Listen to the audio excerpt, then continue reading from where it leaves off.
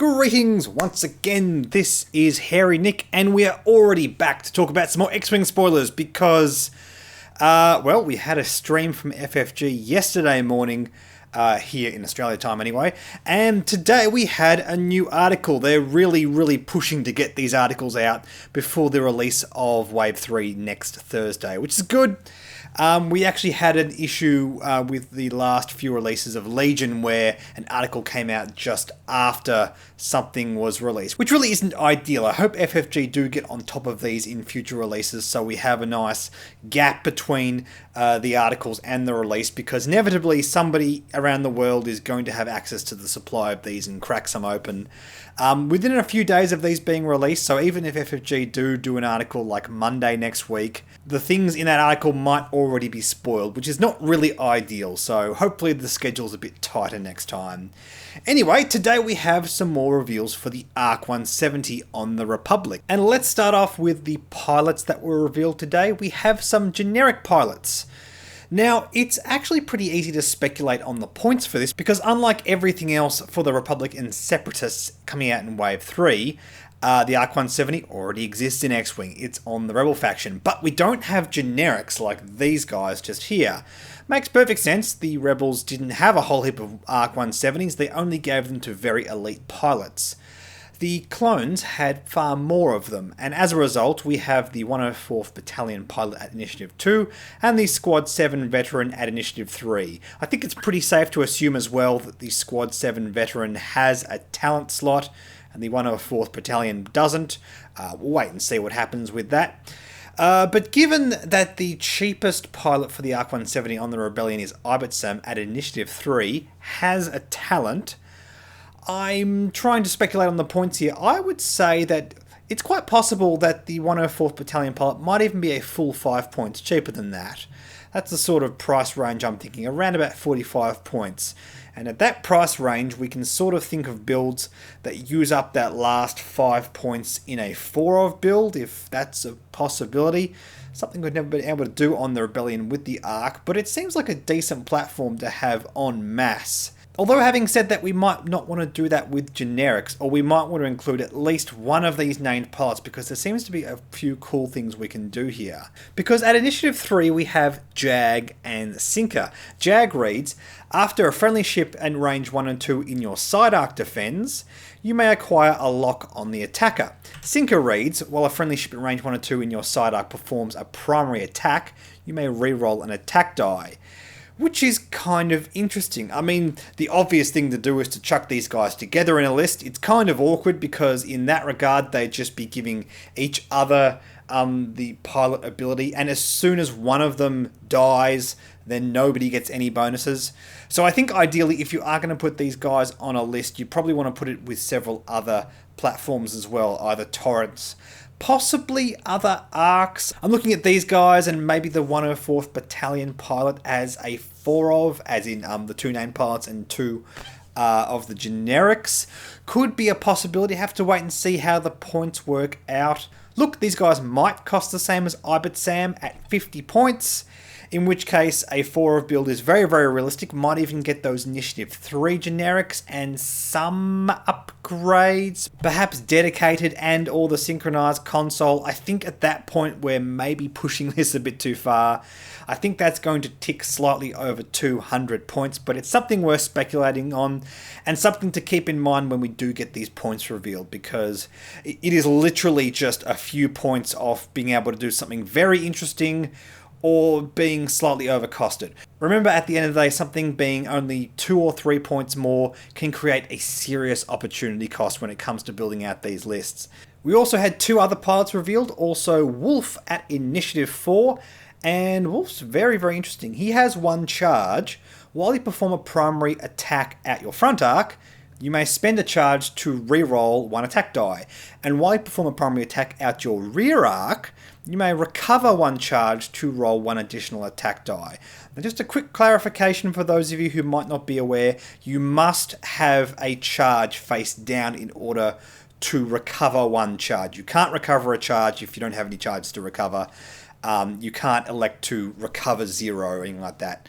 So the first time either of these abilities must trigger is that top paragraph, and then sequentially the bottom paragraph, top paragraph, bottom paragraph. Now, yeah, Magical Christmas Land, you slap on Veteran Tail Gunner on this guy, and you trigger both abilities. Turn after turn after turn, you have a great time with that. I don't know how realistic that is. I am curious about doing it, because having said all this, Veteran Tail Gunner is pretty dirt cheap. What's it, 4 points or something? But what I really like about Wolf is the ability to brawl, overshoot, and still get value from your rear shot. It's already a 2-red dice attack, but a 3-red dice attack is really, really solid. And it means he can basically just keep turning around and jousting and that kind of thing. This guy's a jouster. That's what this guy is all about. I think I'd probably prefer him Initiative 5. I feel like that's very relevant in the meta right now, but Initiative 4 might be more relevant with General Grievous, some Jedi around Initiative 4, Mace Windu, Ahsoka. Perhaps Initiative 4 will actually work out pretty good on this guy. If it was 3, I would be very concerned, but 4 seems like it might be just right, especially if he's significantly cheaper than this next pilot here, who I'm very, very interested in, Oddball. Initiative 5, after you fully execute a red maneuver or perform a red action, if there are any enemy ships in your bullseye firing arc, you may acquire a lock on that ship. And yes, this is the exact same text as Oddball on the Torrent Fighter as well. Indeed, in terms of his inbuilt abilities, you get a lot of the same advantages you do on the Torrent Fighter, because you can do a red barrel roll. On the Torrent Fighter, you can barrel roll into red evade. So in order to utilize his native actions to make this ability trigger, you still have to do a barrel roll. So it is absolutely still worth looking at things that give you red actions like Squad Leader or something like that. In fact, Squad Leader seems like a really strong option on Oddball.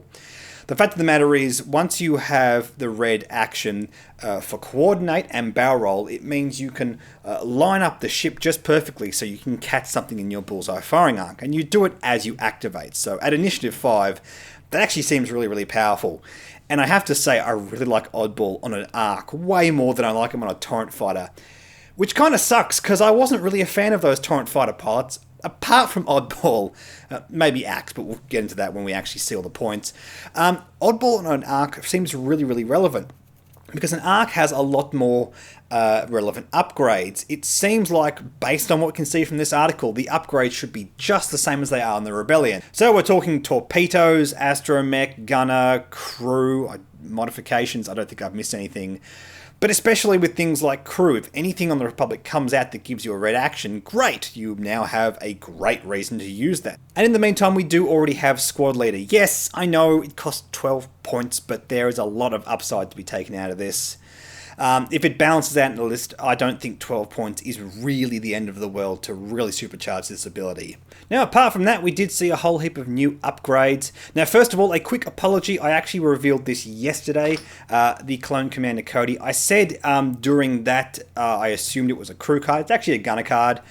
In terms of what that means in terms of application, it makes no difference, because the only platform for both crew and gunner is the Arc 170 currently, but if that changes in the future, like we get a Republic shuttle with only crew and no gunners, but in the near future, I think we're more likely to look at things like LAAT gunships, which would probably have both anyway. So yeah, it is worth noting that taking Clone Commander Cody, for whatever it's worth, does prevent you from taking Veteran Tail Gunner. I don't know how relevant that's going to be in terms of squad building. I don't think there's really a list that wants both of those, but that is something worth talking about, and I do apologise for making that mistake. Apart from that, we had a couple of new cards. First of all, a new Astromech R4P44. After you fully execute a red maneuver, if there's an enemy ship in your bullseye firing arc, gain the Calculate token. And as this article pointed out, this is an interesting combination with Oddball, because you can do red maneuvers and catch enemy ships in your bullseye firing arc. Just be really careful of that, guys, because unless your opponent actually has a higher initiative than your ship, that's actually quite difficult to do. Making your Initiative 5 ship do a red maneuver probably means that most of your opponent's ships are going to move before it. Now, it's actually got a pretty funny application against things like Sunterfell, Darth Vader, Fen Rao, Poe Dameron, all that kind of stuff, Because if you activate before them and do a K-turn, well, you know they're going to be in your bullseye firing arc. In fact, if they're already in your bullseye firing arc on one side, you'll K-turn behind them, and you'll get the target lock from Oddball as well as this calculate. So it's something worth thinking about in case like Vader or Poe take over the meta. But what I really like about this is the application on Ahsoka Tano. Because Ahsoka already has another way of being a little bit cheeky with red maneuvers. The Jedi Starfighter can do S-loops, and then she can take an action. The text on Ahsoka Tano reads, after you fully execute a maneuver, meaning that that ability triggers at the same time as this. And unless I'm very much mistaken, that means that you can do Ahsoka's action before you go to check your bullseye firing arc for this. The way the ability queue works is you can stack them in any order you like because it's literally the same window. So you do Ahsoka's ability off the back of an S-loop, it could be a barrel roll, it could be a boost, and you could leverage that and find a way to get a ship in your bullseye firing arc. And then gain yourself an extra calculate token. Now, yes, the application of a calculate token isn't so great on Jedi. They've already got force tokens, so it does feel a little bit redundant. But considering Ahsoka Tano's ability is something that I can easily see you using quite frequently, her 2 force tokens could very easily get used up turn after turn, and having an extra calculate token as a bit of a buffer on that actually feels pretty good. I made the comment yesterday that Ahsoka doesn't really feel much like an ace, but maybe she could actually joust pretty decently if you can just eke out enough value. I like the way these two things work together. I know it's designed for Oddball, but yeah, seriously looking at this on Ahsoka. One last thing that was revealed in this article was this new gunner card, 7th Fleet Gunner, another Republic-only gunner. While another friendly ship performs a primary attack, if the defender's in your firing arc, you may spend 1 charge. This card only has 1 charge, by the way. If you do, the attacker rolls 1 additional die to a maximum of 4. During the system phase, you may gain a disarm token to recover 1 charge. And this really does come down to how much it's going to cost, because this feels like a pretty good value card. Putting this on multiple arcs, again, I refer back to that list I was talking about with 4 arcs. If it is at all possible to fly 4 of them with this guy, maybe introducing 1 or both of those named Initiative 3s to give you more value on your other platforms. This is seriously decent. And if you're flying 4 of these guys in formation, maybe one of them doesn't quite get the shot off to the side, or it's at range 3 and you go, well, I'd rather just give another dice to the guys that are closer. Just be aware that if your other arc is in range 1 and is already firing with 4 dice, the 7th Fleet Gunner cannot increase the dice anymore. There is a hard cap of 4 dice.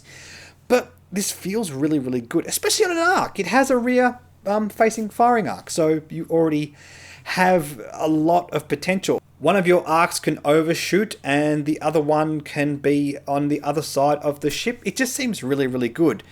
I also am conscious of the fact that at some point we're probably going to get the LAAT gunship, and I would be very surprised if that didn't have a gunner and a mobile arc, and that's another great application for something like this. That's highly speculative. I know there's no confirmation at all for anything like that yet. But this is another thing that you basically have to look at and go, ooh, okay, we'll keep an eye on this as more stuff gets revealed, because there's some very clear applications for ships with arcs in funny places that have gunner slots. I like this a lot. I think the only thing that's going to stop this from seeing play is a pretty hefty point cost. And if, what was I saying before, the 104 Squadron pilot, if the difference between its points cost and 50 is greater than or equal to the cost of this card, and you can fit both of those on the one platform for 50 points, look at that list. Absolutely look at that list. We've never been able to fly arcs en masse before, at least not very effectively, because of the way there's only unique platforms in the Rebellion. Now we can, and we can seriously eke out a bit of value with this, the generics, dedicated synchronized console, or if you can't fit all of those things, maybe 2 of those things or 1 of those things. I think there is a serious value-driven list here to be made. It just comes down to how much it's going to cost. Again, something to watch out for when those points costs come out. I'll make a whole video when we get all of that and talk about this ad nauseum, because I think the arc on the Republic is going to seriously be a powerhouse. I'm calling that right now. I like the look of the Torrent Fighter now that we've seen what they can do en masse. The Jedi Starfighter, I think, is going to be extra spicy. But I think in terms of just really competitive tournament lists, I'm seriously looking at these arcs as something that might be really cool. Anyway, guys, thank you so much for watching. Hopefully we get a little bit of a reprieve in the schedule, because I actually have about 3 or 4 videos that I'm trying to edit and get out, but FFG keep giving me new stuff to talk about. But I'll never complain about new stuff to talk about. In the meantime, don't forget to like and subscribe. Like me on Facebook, follow me on Twitter and Reddit. Please consider supporting the Patreon. And thanks so much to my existing patrons. It really means a lot to get that monthly support. Really helps the channel going. I'll catch you guys in the next video.